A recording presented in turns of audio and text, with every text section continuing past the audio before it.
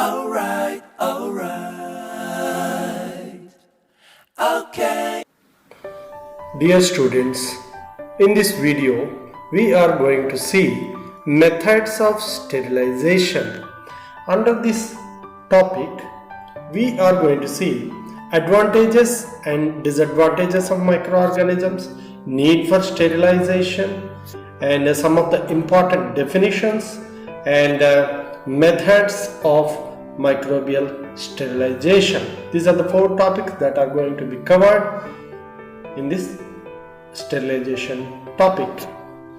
And let us see here in this slide I have given advantages and disadvantages of microorganisms. So in this picture you could see we start to see some of the advantages of microorganisms. See this one, dairy products, that is preparation of curd, yogurt, etc., and making of bread, alcoholic drinks such as ethyl alcohol, insecticides, fertility of the soil, some of the vitamins are being produced by the microorganisms, enzymes, steroids, sewage treatment, antibiotic and antiviral production, biotechnology and research. These are some of the advantages of microorganisms. Whereas with advantages there are some disadvantages as well. The disadvantages are going to be, number one is they cause diseases to us. They are first one, and they cause our food spoil. This is another problem with the microorganism. These are the advantages and disadvantages of the microorganisms. Let us see thing here, sterilization methods. This sterilization methods as given in your study material. Let us see what your study material is telling you about. So here, although microorganisms are beneficial and necessary for human well-being, that is what we have seen under advantages of microbes. So microbial activities have undesirable consequences such as food spoilage and diseases. That is what we have seen.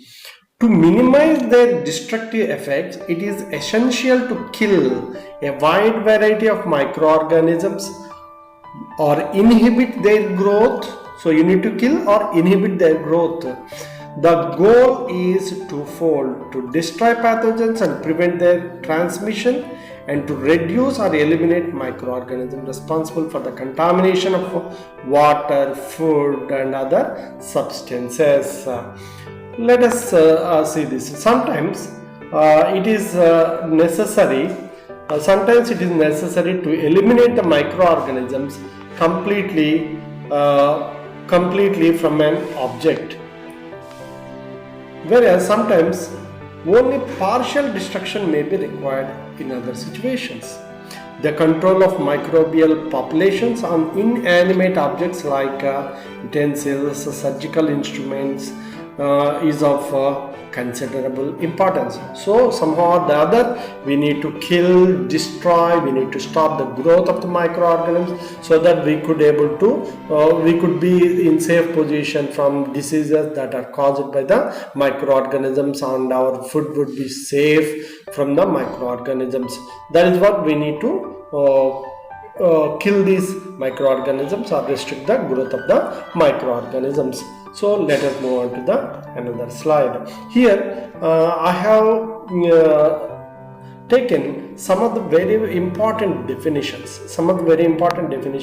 Let us see one by one. First, we start with what is called sterilization. What is the meaning of the word? What is the meaning of the word sterilization? Removal of life of every kind by physical or chemical methods.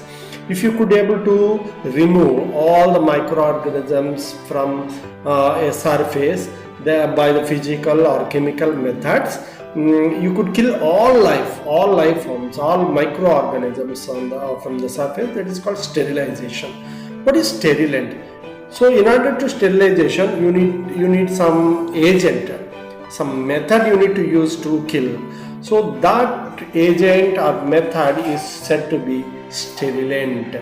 And another one, sterile. What is sterile? Sterile means free of life of every kind. So there would be no any microorganism presence in that particular instruments or whatever the things you need. So these are the important definitions, and some another definitions as well we are going to see. Disinfection. What is disinfection? Killing of most of the microorganisms. He is not telling all the microorganisms are killed, but most of the microorganisms. That is what the difference between sterilization and disinfection. In disinfection, only few of the microorganisms are being killed. What is disinfectant?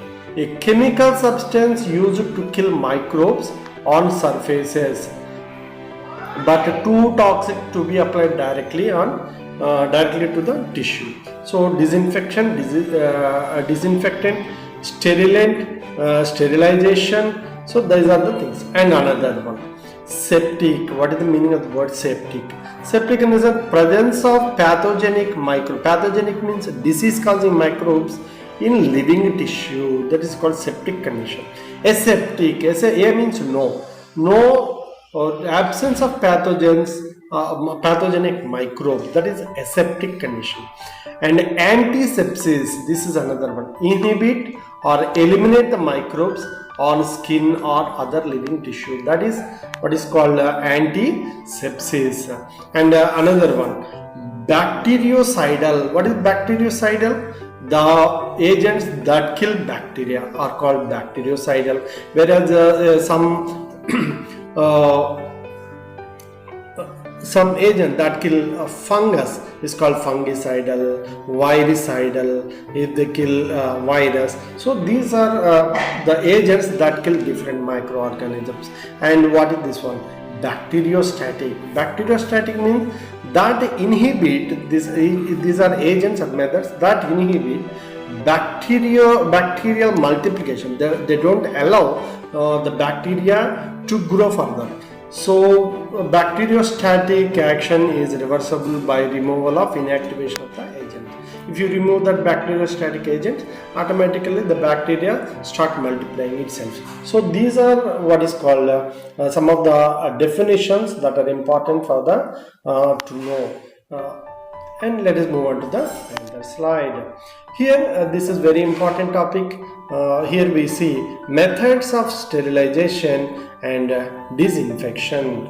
Under this methods of sterilization, it tells us about the methods that are available for us to kill the microbes. They are mainly divided into three types. One is called physical methods, second one is chemical methods, another one is gaseous method.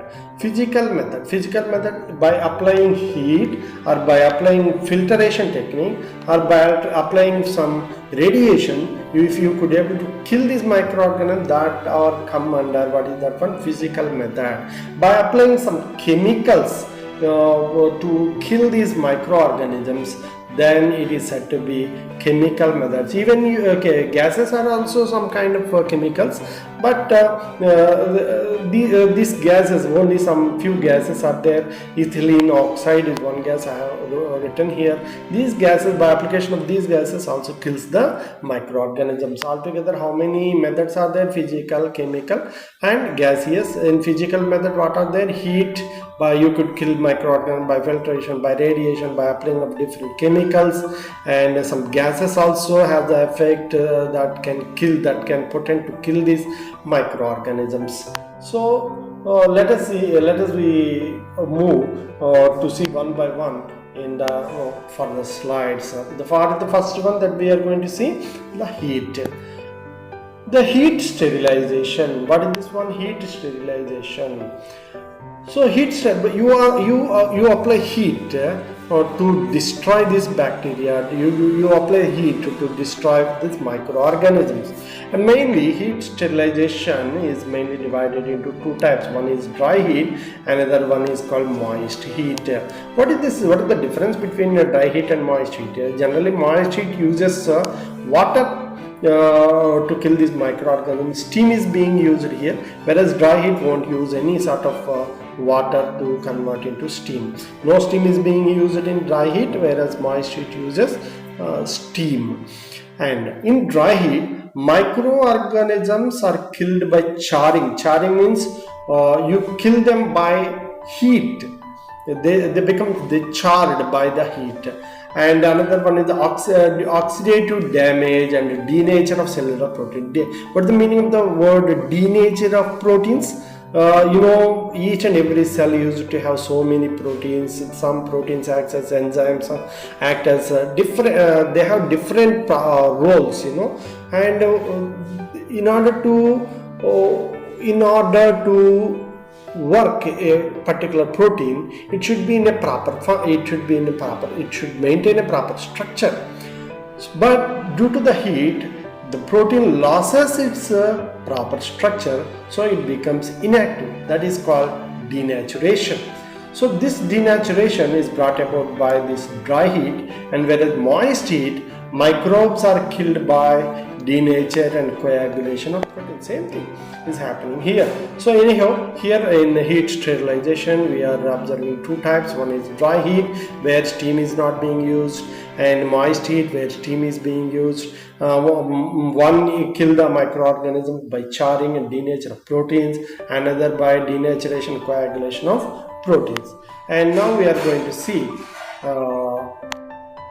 this is dry. This is what we have seen, dry heat. So this is the instrument called a hot air oven. In this hot air oven, you need to keep your utensils, instruments that are required for experiments. You need to put in these racks. Once you close this door, you could able to increase the temperature of this particular hot air oven, and hot air is blown into the chamber, and by the heat present in the air kills all the microorganisms. This is by this we could able to kill all the sterilize all the instrument that we kept inside the chamber. And this is what here is explaining what is dry heat. Dry heat tends to kill microorganisms by oxidation of cellular compounds. That is what also we have seen. This requires more energy than protein hydrolysis. So higher temperatures are required for efficient sterilization by dry heat. We will see that one later. So for example, sterilization can normally be achieved 15 minutes by autoclaving at 121 degrees centigrade. By autoclaving is a method where steam is being used. It requires how much amount of degrees? Only 121 degrees centigrade. Whereas here in dry heating, you need how much of temperature? Almost you need 160 degrees centigrade to sterilize this instrument that are kept in the hot air oven. So that is what he is explaining here. This technique requires more energy than protein hydrolysis, so higher temperatures are required for efficient sterilization by dry heat. So another one, wet heat. So far we have seen dry heat. Now we are going to see wet heat, where steam is being utilized. And now here in the wet heat or moist heat sterilization, it is divided into three different types. One is called temperature above 100 degrees, temperature at 100 degrees. This is above and this is 100, and this is below 100 degrees Celsius. So let us see the first one. Temperature above 100 degrees Celsius. That technique is said to be autoclaving technique. So these are autoclaving techniques, and there are techniques that use below 100 degrees. One is going to be pasteurization method, water bath, and fractional sterilization. And later at 100 degrees also we are going to use some techniques like boiling, steaming, and thermalization. So we will see one by one. First we are going to start with an autoclave. where above 100 degrees temperature are being used to kill these microorganisms, where steam is being used. This is called an autoclave, just a cooker-like instrument. In this cooker, you need to pour water. Here, you need to pour water. Here, you could pour water. This is water, and you just put your cord here so that electricity passes into it, and inside there would be some copper coils would be there that transfers heat, that generates heat in the water, and heat start producing steam. And here inside this cooker you will have racks. On the racks you will need to put your instruments that are sterilizable, that are required for sterilization, and then you need to close this lid of this apparatus, and this is what is called the temperature indicator. So this is all that about an autoclave. Let us see what as explained in your study material. This method of choice for sterilization is in most labs is autoclaving. So in most labs we use autoclave technique because it is cheap and it is very fast as well, and 100% satisfactory results you can get from this autoclaving techniques. And using pressurized steam, that is what very important, to heat the material to be sterilized. This is very effective method that kills all microbes, spores, viruses. Although for some specific bugs, especially high temperatures or incubation times are required. Autoclaving kills microbes by hydrolysis and coagulation of cellular proteins, which is efficiently achieved by intense heat, that is in the presence of water. And we all know that the steam has high latent heat. At 100 degrees centigrade, water has 7 times more heat than normal water. That is why it gives 7 times more temperature. That additional temperatures would kill easily these microorganisms. And the intense heat comes from the steam. That is important. The intense heat comes from the steam. Pressurized steam has high latent heat. That is what I explained you. At 100 degrees, it holds 7 times more heat than water at the same temperature. The heat is liberated upon the contact with the colder surface of the material to be sterilized, allowing rapid delivery of the heat and good penetration of the dense materials. Sterilization can normally be achieved in 15 minutes by 121 degrees centigrade. So you need to put all your instruments, whatever you want, inside the cooker, inside the autoclave, and you need to maintain 100 degrees centigrade for about 15 minutes. At this temperature you need to maintain 15 minutes. Then all the microorganisms, including spores, viruses, everything will be destroyed. There is no chance at all to survive. So this is all that about what is that one, autoclaving technique. And there are other techniques as well. Other techniques that use at below 100 degrees centigrade. There are 3 different types of techniques as well. There, one is pasteurization, and another one is water bath, another one is fractional sterilization. Let us see what this pasteurization is. Pasteurization, this is the process used for sterilization of perishable foods like fruits and vegetables, juices, and dairy products, especially milk. There are 2 methods of pasteurization actually. One is called flash pasteurization and another one is hold pasteurization. In flash pasteurization, or it is also called as HTST, that is high temperature short time. Here the sample is exposed to a temperature of 72 degrees Celsius for 20 seconds, and then it is immediately cooled at 13 degrees Celsius. This is all that about HTST. Whereas another one as well there, hold pasteurization, or it is also known as VAT VAT or batch pasteurization. Here in case of hold pasteurization, the sample is held for a temperature of 63 degrees Celsius for 30 minutes. This is all that about pasteurization. Whereas another one, that is water bath. In water bath is used for the sterilization of vaccines, body fluids and serum samples.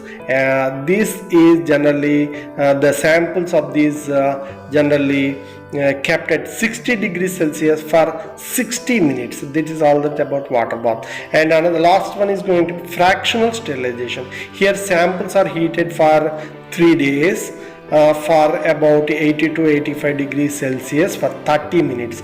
This method is used for sterilization of egg based and serum based media.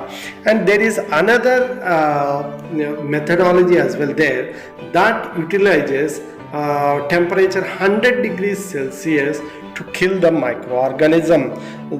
Some of them are under this picture you could able to see. One is boiling, steaming and tendalization. In boiling, boiling of samples in water for 15 minutes that kills the microorganism except some fungal spores. Fungal spores are very resistant.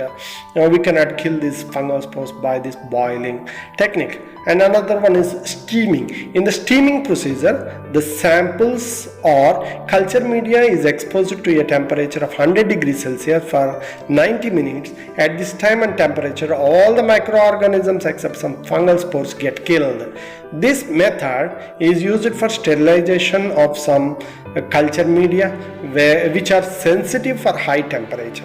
This type of media gets spoiled at high temperature of autoclaving. And the last one is there, that is tendalization. In this process of sterilization, the media or samples are steamed at 100 degrees Celsius for 20 minutes, and this procedure is carried out for 3 days. This process kills all microorganisms and resistant fungal spores. Tendalization process is used for sterilization of media with egg, gelatin and sugars. So with that we explain all 3 methods that are used by moist heat or wet heat sterilization technique. And another one is going to show. So in this picture you could have flask. This is the flask containing some media, and this is another flask, and you are going to transfer the media present in one flask into the another flask. And in between these 2 flasks you could able to see there is a filter called millipore filter. Of course we will explain what filters regarding the filters in the later section. See what happened while it is transferring from one portion to another portion. The bacteria or viruses, these microorganisms are filtered. So it is the fastest and easiest technique called filtration technique. Let us see what it is being explained in your study material. Filtration is a great way of quickly sterilizing solutions without heating. No heating is required. You need only membranes to filter. So filters of course work by passing the solution through the filter with a pore diameter that is too small for microbes to pass through. So you need a membrane. That membrane should have very small pores that microbes should not able to pass through it. These filters can be sintered gas funnels made from heat fused glass particles, are more commonly these days membrane filters are made from cellulose esters. Removal of bacteria, filters with an average pore diameter of 0.2 micrometer normally being used, but viruses and phage can pass through it. You cannot stop these viruses and phages through these filters, but this is the best option for bacteria. So this is all that about what is that one filtration technique. These filters can be divided into two types. One is called depth filters, another one is membrane filters. I'm not going to explain depth filter or membrane filter. Let us move on to the another one, that is solvents. Sterilizations by solvents comes under what is that one, chemical sterilization. We have seen so many stimulants, but ethanol is commonly being utilized as a disinfectant, although some isopropanol is also best solvent for better option. Both work by denaturing the proteins through a process that requires water, so they must be diluted to 60 to 90% in water to be effective. Again, it's important to remember that although ethanol and IPA, isopropanol, are good at killing microbial cells, they have no effect on spores. From where these spores are coming from? Fungus. These are fungal spores. Okay. So not only ethanol and isopropanol, there are other chemicals as well that can kill the microorganisms. Let us move on to the another section. So the another one is called radiation. What is this radiation? Radiation means by using some electromagnetic waves, that is ultraviolet rays or X-rays or gamma rays, these electromagnetic radiation that have profoundly damaging effects on DNA. So it damages the DNA of the microbes, so that sterilization happens by radiation. So there are the main difference between them in terms of their effectiveness. So based on their penetration in the sense how further that UV rays or X-rays go through the solids, penetrates through the solids. That is what we will see. UV has a limited penetration power. Limited means it cannot pass through particular layers. Has limited penetration. Sterilization only occurs fairly small area around the lamp. However, it is relatively safe and quite useful for sterilizing small areas like laminar flow hoods. And another option is X-rays and gamma rays. Far more penetrating power. They could be able to penetrate through even solids as well. They could be able to penetrate through, which makes them more dangerous but very effective for large scale cold sterilization. Why it is called cold sterilization? While you are applying X-rays or gamma rays, it won't increase the temperature. That is what this is called, cold sterilization of plastic items, syringes, etc. in manufacturing. Generally, while you are manufacturing these plastic items like syringes, generally X-rays or gamma rays are applied on those items to kill any bacteria, virus, any bacteria is present on them. Okay, let us see more differences between these two radiations. So those are going to be, one is ionizing radiations and another one is non-ionizing radiations. Ionizing means what? Non-ionizing radiation means what? We will see later.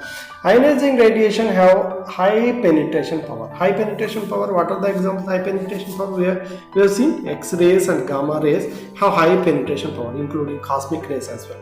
Non-ionizing radiations are lethal radiations, but these radiations are very less penetrative power. So that is, it cannot able to pass through these glasses or dirt or films, dirt films or water.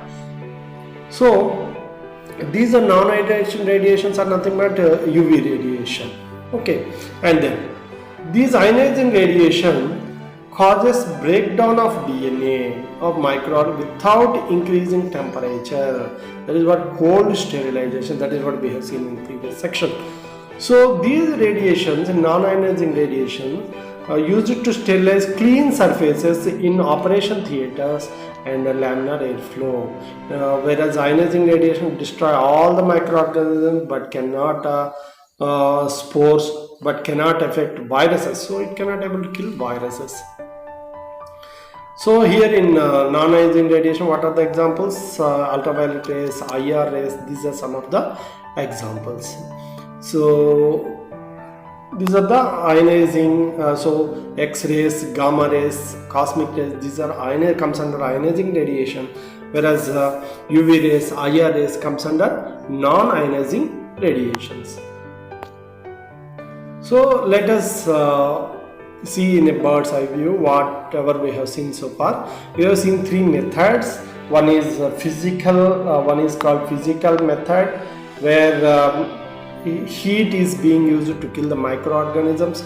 In heat also we have seen how many types in heat? Dry heat, wet heat, we have seen two types. And another one is going to be filtration, right?